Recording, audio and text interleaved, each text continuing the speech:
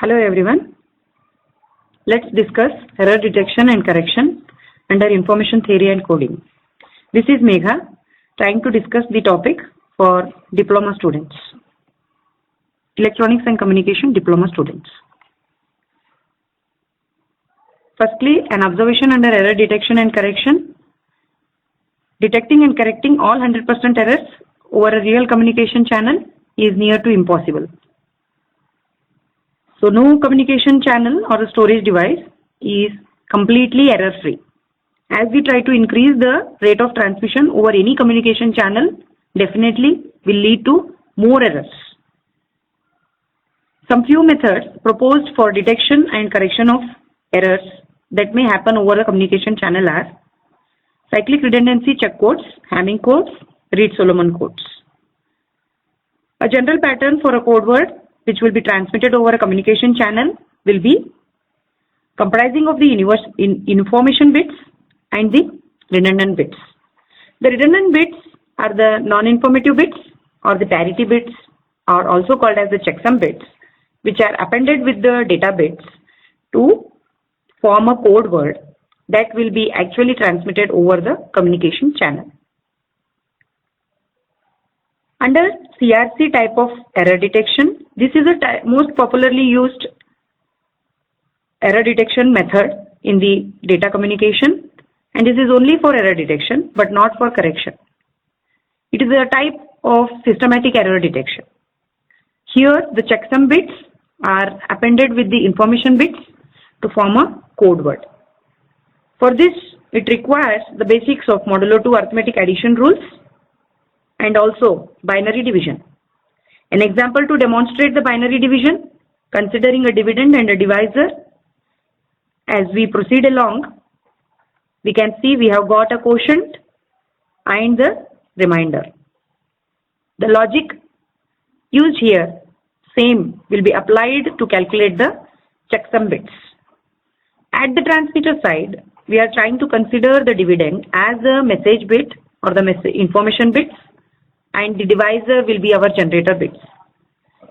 Binary division will be performed to find out the actual remainder. If the remainder is non-zero, then this remainder has to be appended to the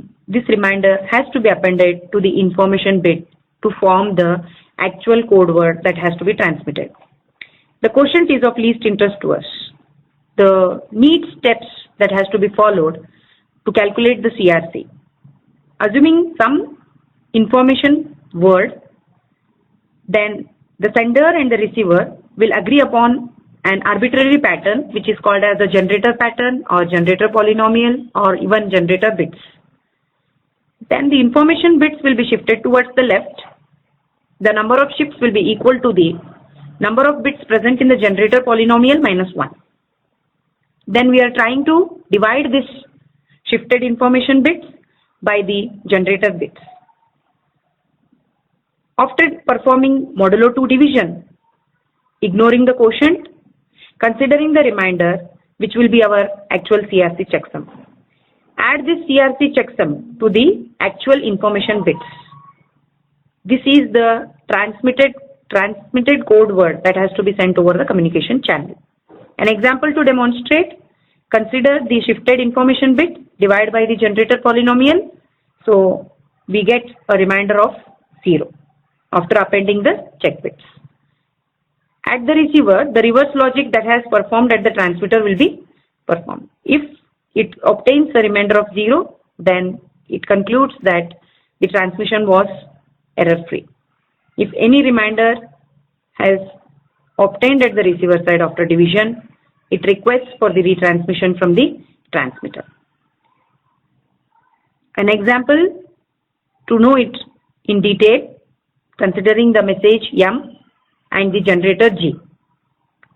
The transmitter tries to divide the shifted information bit by the generator bits. It obtains the remainder. So as we can see, the remainder 111 is the remainder, and this remainder is appended with the information bits, and this is the actual pattern, code pattern, which is transmitted. Now at the receiver side, after receiving the pattern, it tries to divide by the same generator polynomial that the transmitter has used. After dividing, when it comes with the reminder, checks it with the 0. If it is 0, then no error has been detected and it saves the data or the message whatever it has received. If a non-zero reminder is obtained at the receiver side, then the receiver will request for the retransmission from the transmitter. This is the most simplest way of detecting the errors. Thank you.